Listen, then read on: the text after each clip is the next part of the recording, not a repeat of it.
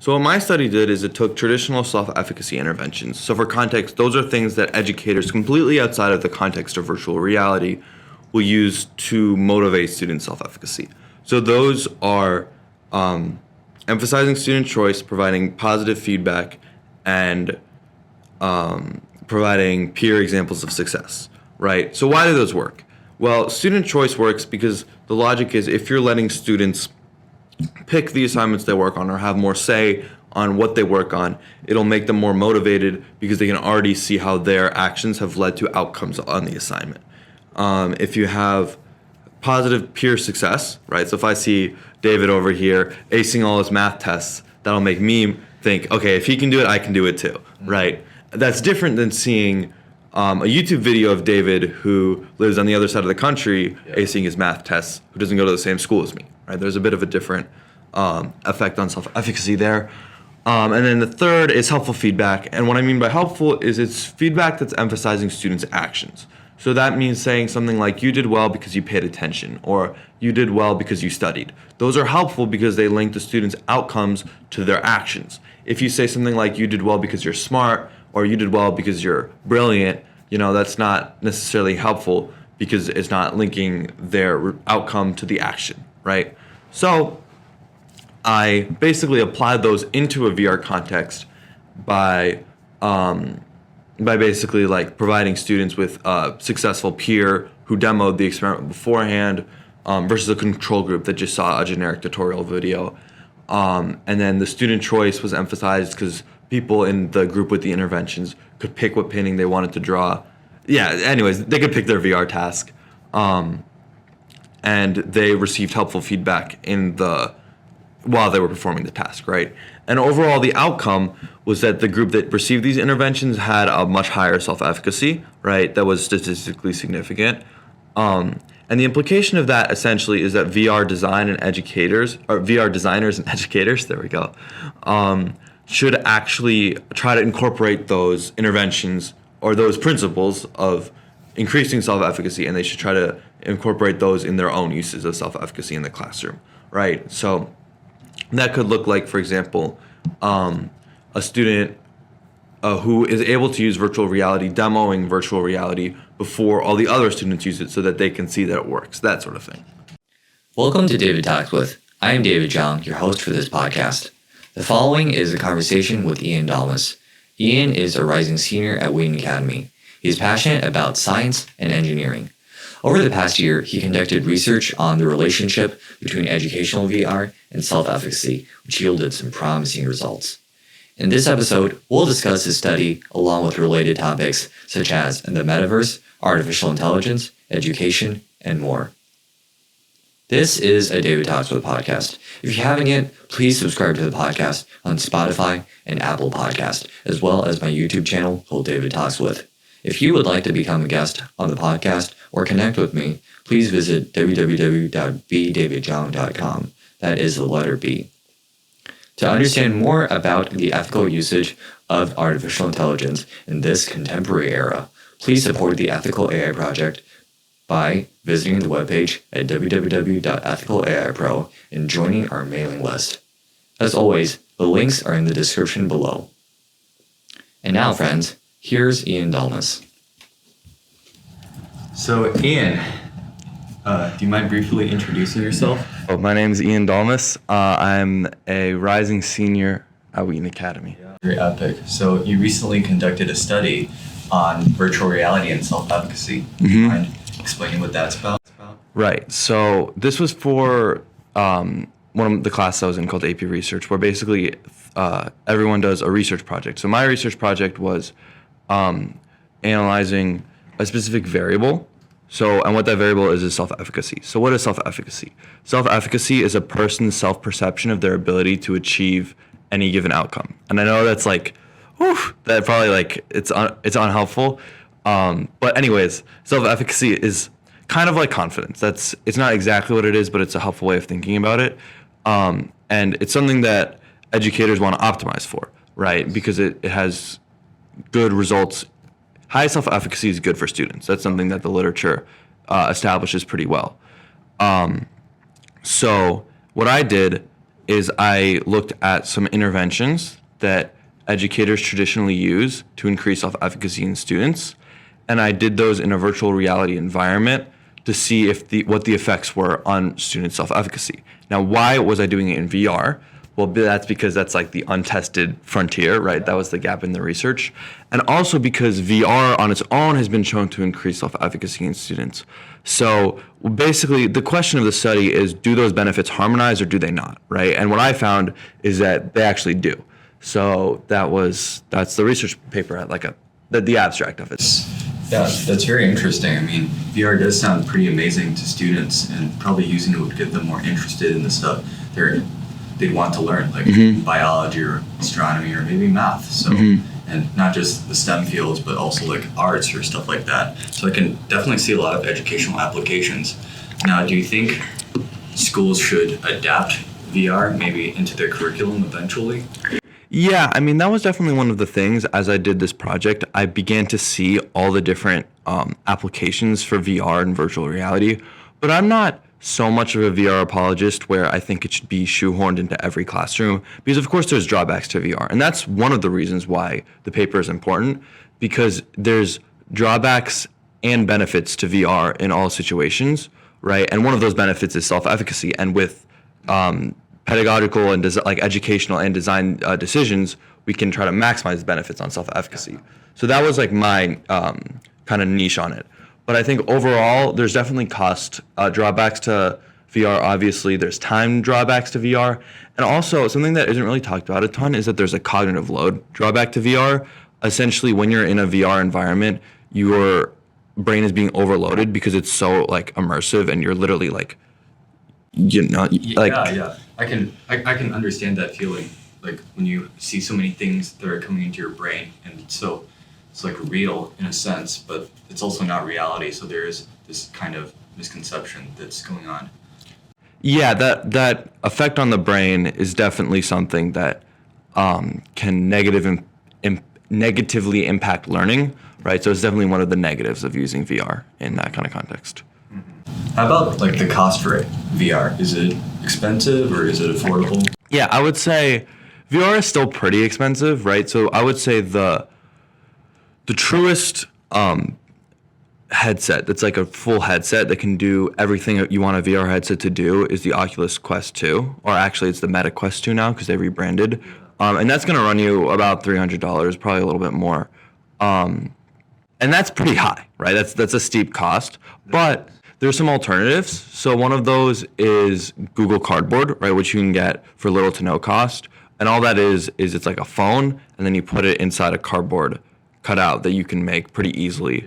And that also works for VR. So in the studies I looked at, some of them featured kind of that higher end VR, right? Like that's several $100s. And some just used Google Cardboard, right? And the effects on self-efficacy and many other learning outcomes were largely consistent between the two. So I think you can find low cost options if you look for them. Yeah, so do you mind explaining what VR is for those who haven't used VR before? So the way I describe VR in the paper is that it's a combination of hardware and software, right? So on the hardware end, we have things like mainly the headset and the two controllers, right?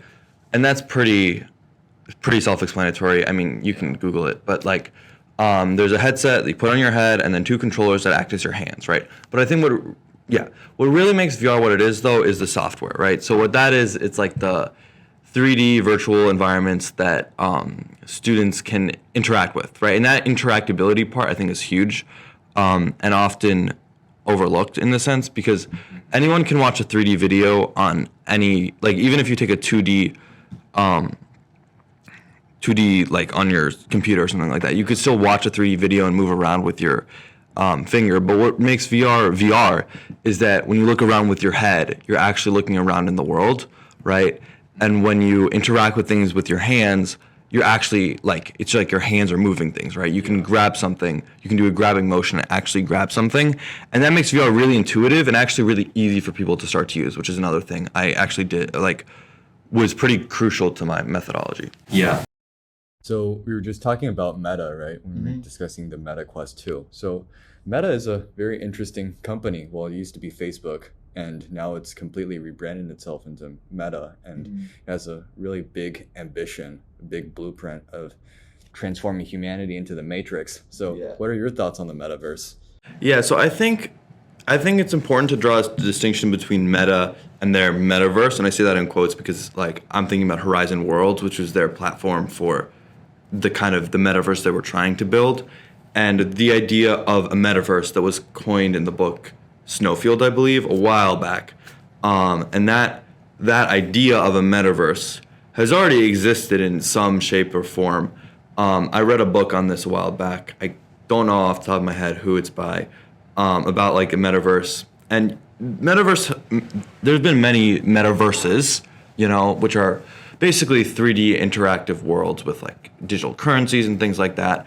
I would say you could even call some of like Roblox or Minecraft kind of metaverse elements, or metaverse-like at the very least. But I think what Meta has done is really genius, is that they've rebranded themselves from Facebook to Meta. So now whenever you use the term metaverse, you're inadvertently referencing the brand, right? It's like Kleenex. You know, you think tissue, but it's actually a brand that is Kleenex, you know? Yeah, it's very genius. So if you're interested in starting a company and you want to come up with an interesting name, that's what you should do.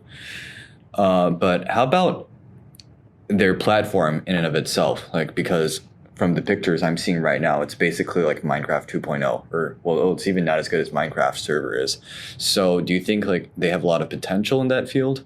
Yeah, I would say I think the best metaverse, the most well executed metaverse is one that is based on the users, right? One that features user generated content above everything else.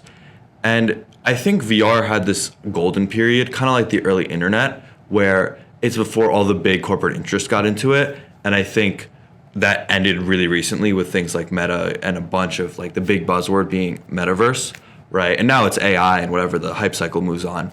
But I think that there's still a very strong community of developers and users in spaces like VR chat, for example, that create really dynamic, all user generated content, right? And avatars and stuff like that. And it's obviously there's some stuff on VR chat that when you see, it's like horrifying, and there's some definitely not good stuff there too. But I think when you get a community that's user-centered, it's going to be miles better than anything Facebook will create, like Horizon Worlds, because it's what the community wants, right? And obviously there's rules and guidelines that need to be set that maybe aren't always followed great, but I think something like VR chat will always outpace something like Horizon Worlds. I think open sourcing, and it's like democracy, right? Yeah. Like open sourcing is a form of democracy, and I think to get everyone participated is very crucial to the development of any technology, essentially any field. Now, what are the key elements of a metaverse?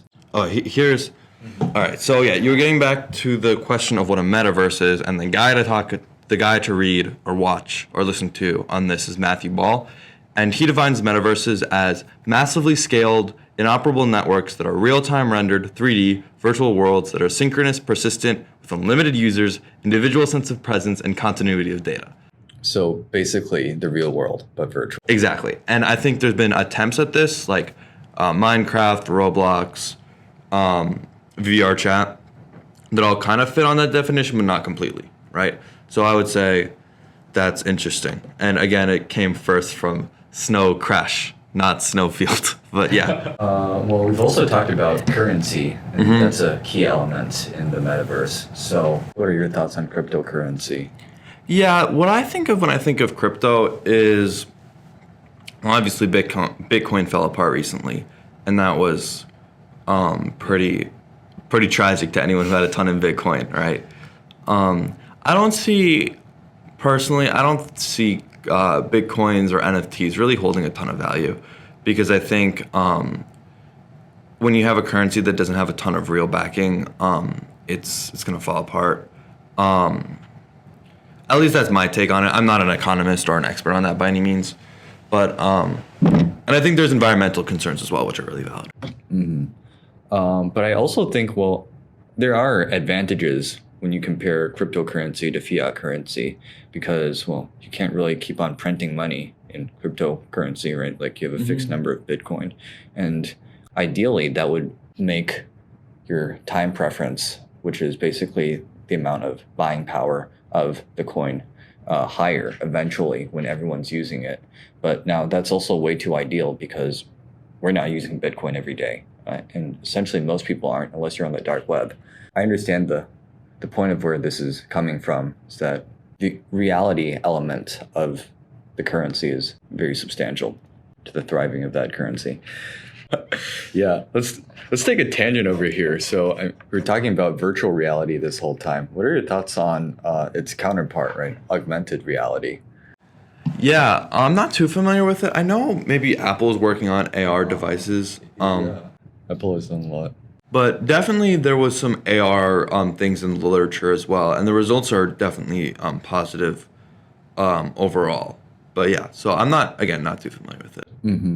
Well, I mean, except Pokemon Go, right? Yeah. Oh yeah, sure. I didn't even think of that. Yeah, that was forever ago. Wow. Let's take a pushback on back to your study. So we talked about self-efficacy as the key variable, right, of your investigation. And you mentioned that generally scholars agreed that the more self-efficacy you have, the better. Is that always true, or are there some limiting conditions? Right. So by and large, self-efficacy is a positive trait, right? The two big areas where people think about self-efficacy are addiction and education, and I'll tell you why. So in terms of addiction, if you have someone that's addicted to a drug, one thing that matters is how much they believe they can get off it, right? So if you have someone who has a stronger self-perception that they can get off it, there's a stronger chance that they will, right? And it also applies in education. It's kind of a weird, like, you'll see people talking about self-efficacy in therapy and like self-help stuff as well, but in terms of the literature, that was the two areas. So, and the reason why people care about self-efficacy in education is because if you believe that, for example, like I'm sure you have a very high self-efficacy for like math, right? So you believe if you can work hard enough at a problem, you can do anything, right? Or if you study hard enough for a test, then you can do well on the test. It doesn't matter what the test is, you know? Yeah, sufficiently. That's the general motivation. I'm sure like sometimes you just realize, okay, this is way too hard, and then I give up. So well then I guess that would be the limiting condition, but generally, yes, personally, I believe that I can achieve something. I mean, because it's rather impossible if I don't believe. Exactly, right? So then you'll have students, and this is something that I've actually encountered because I volunteer with this organization called Puente de Pueblo that they help with after-school tutoring for teens, for teens and for elementary school kids. So I help with the elementary school kids. And one thing that I've noticed is that there's kids who I know are smart and are able to succeed, but sometimes when I'm tutoring them, it's like they just don't believe that they can do it, right? And that's really hard to get over. And really the way to do that, the biggest predictor of self-efficacy is past experiences, right? So you need to help them and get to the point where they see one success, like they see one good grade, or they're able to read that hard sentence or read that book or something like that. And then they believe that if they work at it, they can do it again. They can replicate that. And then that's the snowball effect. It gets a lot easier from there. Yeah. So that's why I think by and large self-efficacy is a positive thing. Well, I'm pretty sure you measured self-efficacy quantitatively in your study. So how do you do that? Is there a way to measure it? Right. So there's no one way that the literature points to on measuring self-efficacy. But the key principle I had in mind, and that kind of reassured me throughout the process, was that self-efficacy is an internalized concept, right? It's not like heart rate, you know what I mean? It's how you think about yourself. That's literally all it is. So in order to measure it, you just have to notice how am I thinking about, or you have to basically figure out one way or another, how is the person thinking about themselves, right? So generally there's two ways of doing this, quantitatively or qualitatively, right? And quantitatively, the reason I gravitated towards that was just because there's no way of, or it makes for an easier comparison because I was comparing resulting self-efficacy between two groups. I wanted to have a number for each group, right? As opposed to just trying to do sentiment analysis or something like that on interview responses, which could get pretty wishy-washy. I wanted to have something that was pretty clear and objective to say this group had a higher or lower self-efficacy than the other. and I picked the most common self-efficacy scale that I saw in the literature, right? But again, you'll have people, and I assess the questions on a Likert scale. But you'll have people doing mixed methods approaches, purely quantitative, purely qualitative, just depending on the needs of the study. Yeah, yes. I'm assuming the survey is sort of like some online test. How confident are you in this field, etc. So are these the questions? Yeah, it's by the generalized self-efficacy scale. That's what I used on the study. Yeah, So the generalized self-efficacy scale. kind of the industry standard. It's been used for like 20 years. I just noticed that, well, since we mentioned self-efficacy is essentially the extent to which an individual believes they can achieve success in some certain field or sort of related to their self-confidence. And we know that, well, the drawback for confidence is that if someone is too confident, they're likely also arrogant. Do you think self-efficacy has the same problem? Well, I would say no, because I think with self-efficacy, there's also an implication of work inherent into it, right? So it's the idea, it's not necessarily the idea that I can do anything. It's more I can do anything if I work hard enough, right? Or it's, if that makes sense. Yeah. But does this also get people into like a loophole? Like if I failed, that means I just didn't try hard enough. So I should keep trying. Yeah, I mean, I think, sure, obviously there's limits, right? No one's self-efficacy will be 100% the whole time. And no one's self-efficacy will always be consistent across every domain of their life. Oh, definitely. Right? So there's definitely Some variance there. Yeah. And it probably spreads across different fields differently. So now that we've evaluated the effects, the benefits and drawbacks of self-efficacy, do you mind explaining the implications of your study? right. So what my study did is it took traditional self-efficacy interventions. So for context, those are things that educators completely outside of the context of virtual reality will use to motivate student self-efficacy. So those are emphasizing student choice, providing positive feedback, and providing peer examples of success, right? So why do those work? Well, student choice works because the logic is if you're letting students pick the assignments they work on or have more say on what they work on, it'll make them more motivated because they can already see how their actions have led to outcomes on the assignment. If you have positive peer success, right? So if I see David over here acing all his math tests, that'll make me think, okay, if he can do it, I can do it too, right? That's different than seeing a YouTube video of David who lives on the other side of the country acing his math tests, who doesn't go to the same school as me, right? There's a bit of a different effect on self-efficacy there. And then the third is helpful feedback. And what I mean by helpful is it's feedback that's emphasizing students' actions. So that means saying something like, you did well because you paid attention, or you did well because you studied. Those are helpful because they link the students' outcomes to their actions. If you say something like, you did well because you're smart, or you did well because you're brilliant, that's not necessarily helpful because it's not linking their outcome to the action, right? So I basically applied those into a VR context by basically like providing students with a successful peer who demoed the experiment beforehand versus a control group that just saw a generic tutorial video. And then the student choice was emphasized because people in the group with the interventions could pick what painting they wanted to draw. Yeah, anyways, they could pick their VR task. And they received helpful feedback while they were performing the task, right? And overall, the outcome was that the group that received these interventions had a much higher self-efficacy, right? That was statistically significant. And the implication of that essentially is that VR designers and educators, there we go, should actually try to incorporate those interventions or those principles of increasing self-efficacy, and they should try to incorporate those in their own uses of self-efficacy in the classroom, right? So that could look like, for example, a student who is able to use virtual reality, demoing virtual reality before all the other students use it so that they can see that it works, that sort of thing. Yeah, that's definitely very inspiring, especially probably to educators that are interested in adapting technology to their classroom. And speaking of technology, I think another interesting field that is emerging is AI, and it's took society by storm, actually.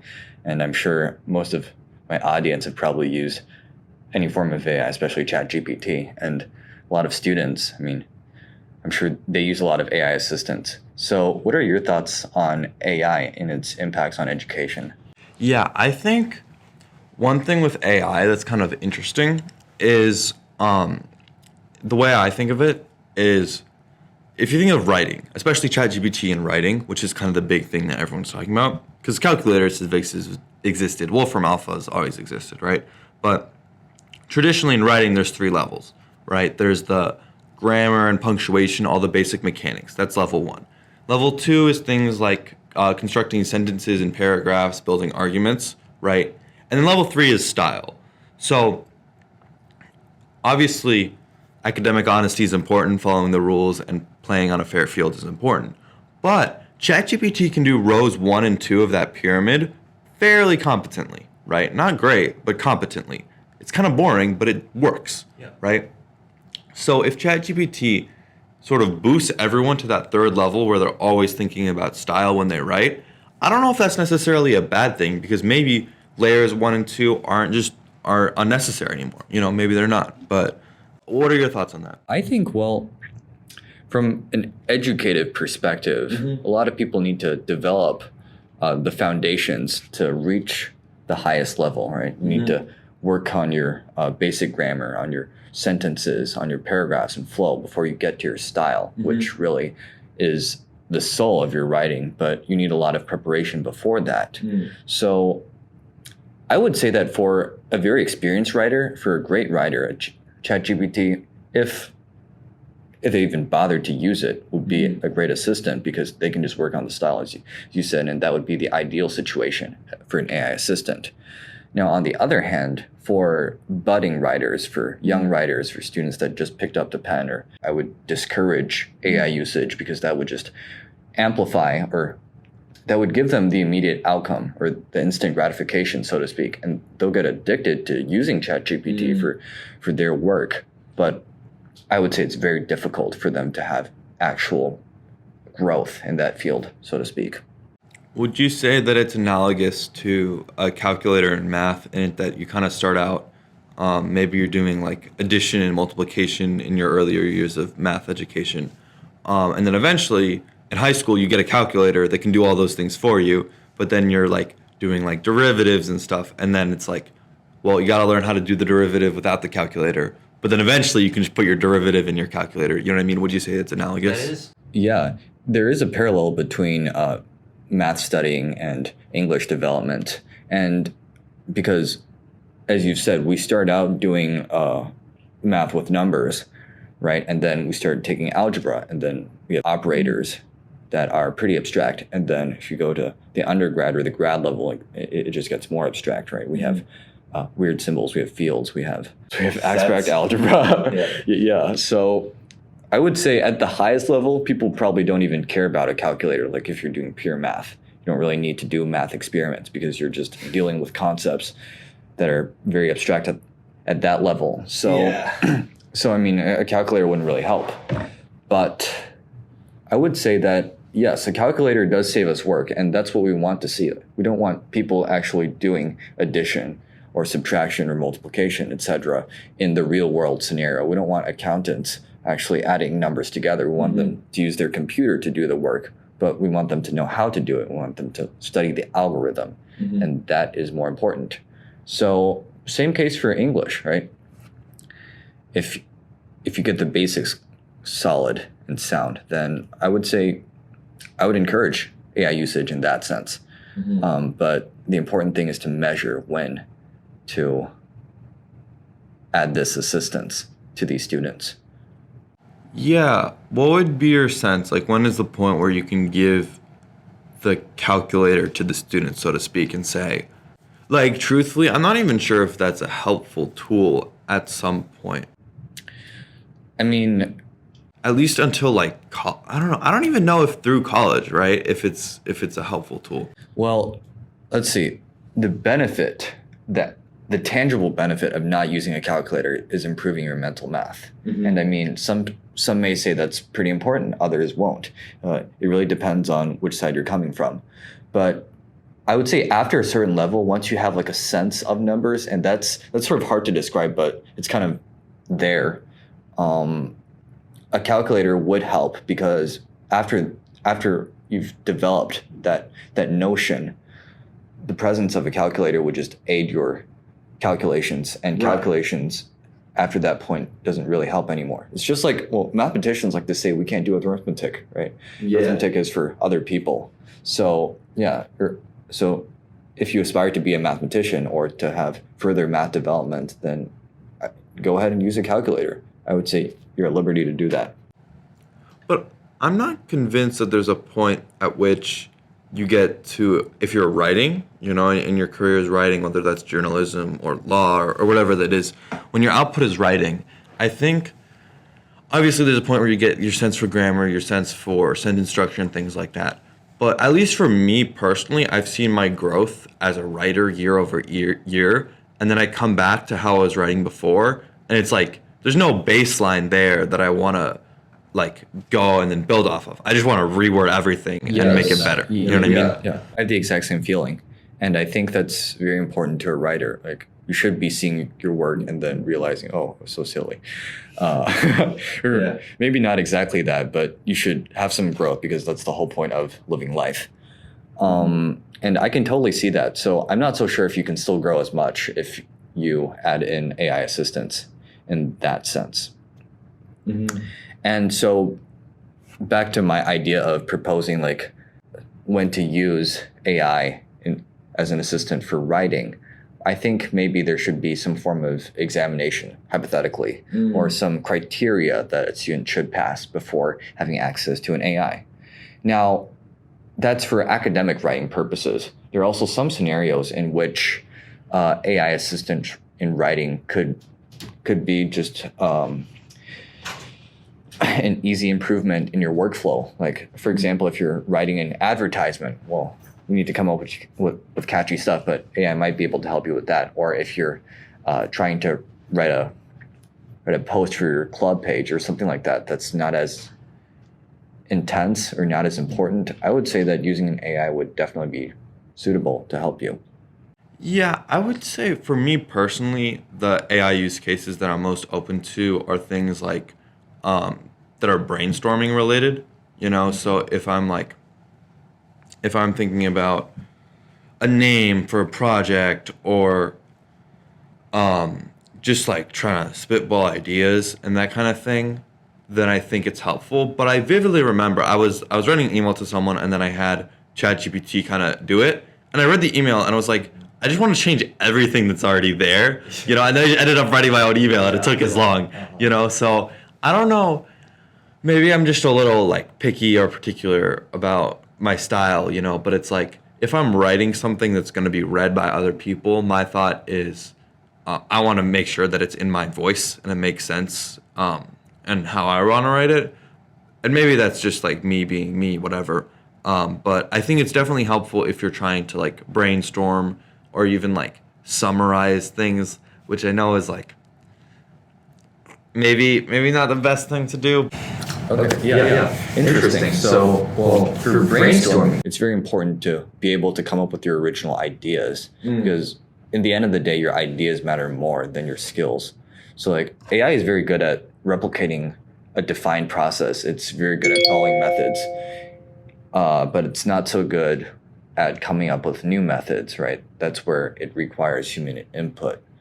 So I actually think being able to generate your original thoughts and come up with new innovations is pretty important, because if you don't exercise that, then you might lose the skill.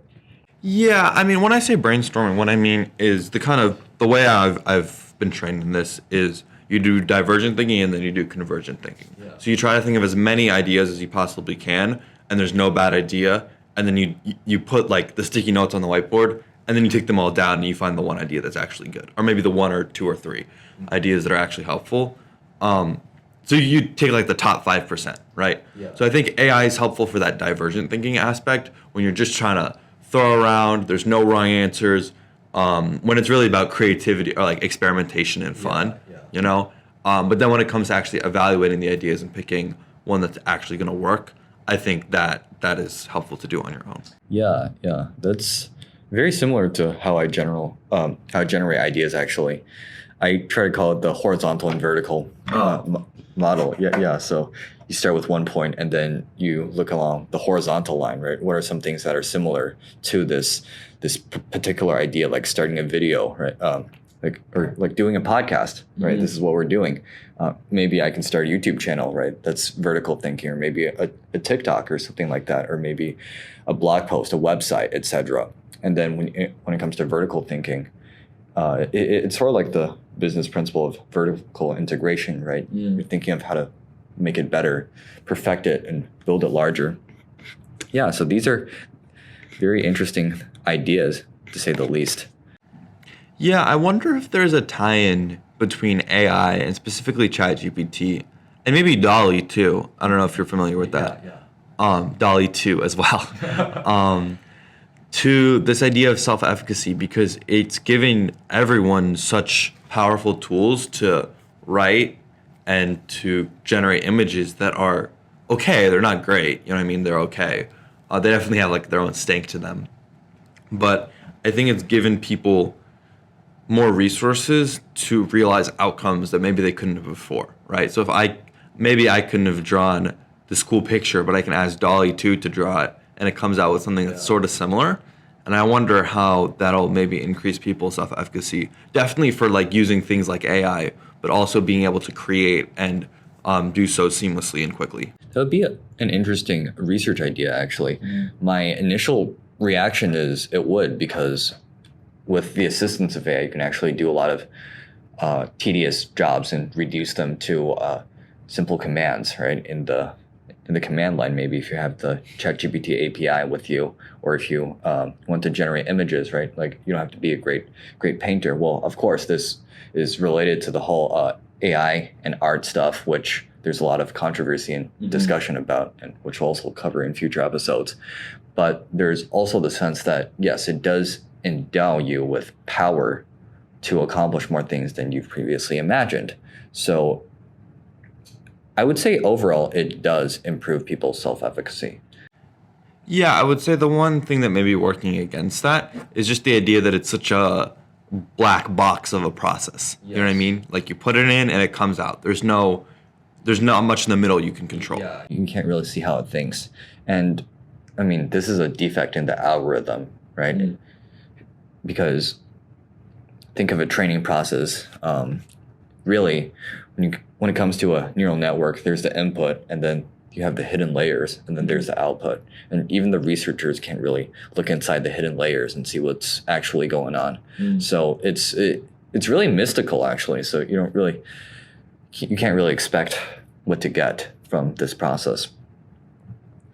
It would be interesting, though, to see how ChatGPT thought about generating its text, or DALL-E with its images. Yeah. And that actually really draws us to the question of intelligence. Yeah, I think you're I think you're a lot more qualified to answer that bad boy than I am. But yeah, I learned about the Turing test today. Really? Can ChatGPT pass that? That's an interesting question, because I saw articles reporting that, GPT-4 is capable of passing the Turing test. But when I asked it said that I'm a family-friendly agent and I'm not designed to do that, so I'm not going to do that. And I guess it really depends, because, well, as referred to in my first episode, the Turing test is really a process where there's an interrogator and then two contestants who are trying to prove that they're human through a conversation. So there's a robot and there's a person. Now you don't get to see them. So it's just looking at their conversation, or listening to, or however you'd like to put it. Yeah. And the interrogator has to differentiate which one's a human and which one's a robot, or whether they're both humans or not. And I would say, since ChatGPT has pretty adequate writing skills, it's a competent writer.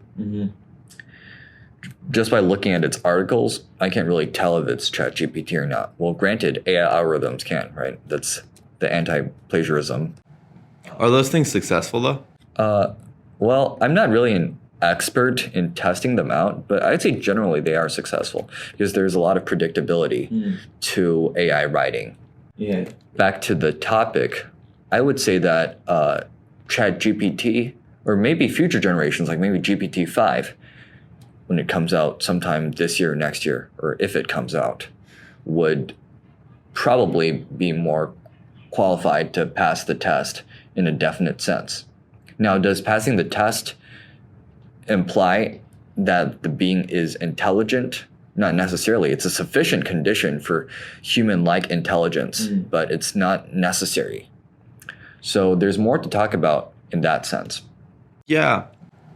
This makes me think of an artist called Virtual Self. I don't know if you've heard of them. They make essentially 2000s dancecore kind of thing. Yeah. But what the art direction used is a lot of like AI generated sentences. And this was in 2017. This was way before ChatGPT and all that. But I think there is an opportunity thinking about art and stuff like that for people who use VR art and interact with it, but also make it their own, right? So Virtual Self has a very defined like aesthetic worldview, but it also, part of that is AI, right? Because it's also about like virtual reality and virtual worlds and things like that. So I'm curious what you think about that kind of combination and adapted AI. So basically adapting AI into Your own project. addressing the question from an art perspective, just like appreciating art, I would say that if you're only adapting it, then it would be a source of innovation. So I would encourage that. That's just like being inspired by any other artist, right? Because essentially the AI input still comes from some human being. But if you take that to an extreme, like if your art is completely AI generated, then that's plagiarism in a sense, and that triggers a lot of complicated issues. Sure. But I think just as a source of inspiration, might as well, Yeah. you know? Yeah, totally. That makes sense. Yeah, so now let's take another tangent since we've talked about a lot of technology, whether it's VR or AI or AR in our conversation. So let's imagine about the future. So in 20 years, what do you think people will be interacting with? Like, what devices will they have? I mean, your guess is as good as mine. Your guess is probably better than mine. Oh no, we're equally bad at predicting the future. Yeah. But I would say I do see a world in terms of education, right? If you look, before everyone would just, like hand write, but now we have like computers and typing and a lot of, especially higher levels of education, a lot of the writing is done on a computer, right? So I would say I definitely see a world in which 3D virtual environments are a more central part of the way we experience education because they're just so good, like in some aspects, right? They're just so good on the immersion, they're so good on the presence, they're so good on the interest.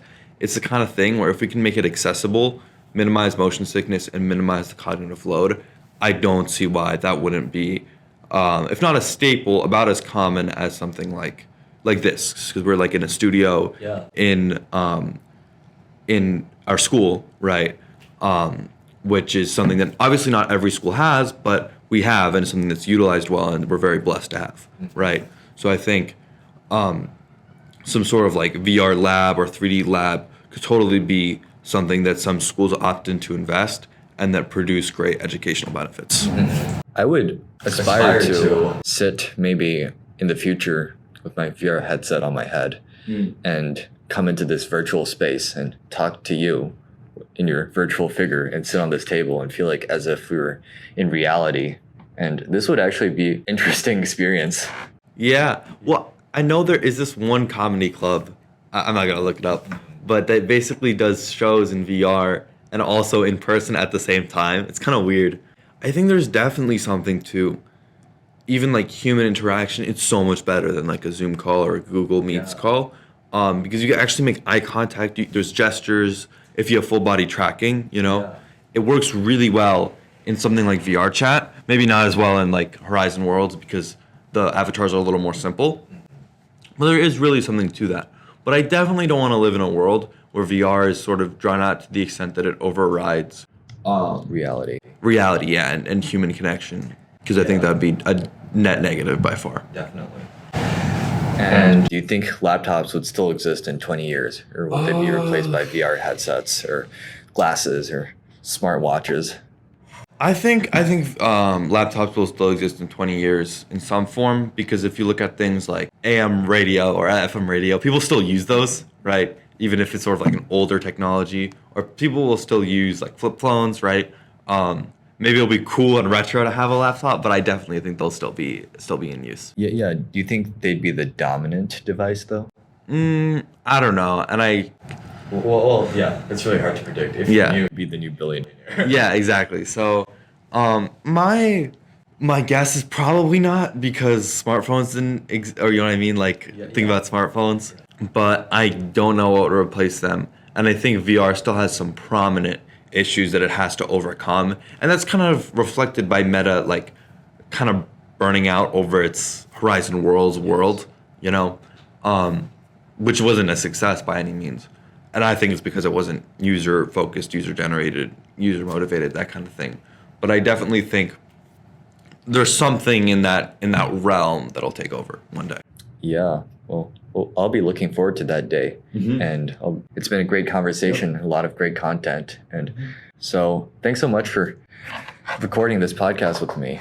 Well, we'll see you See you next time. Bye. Bye.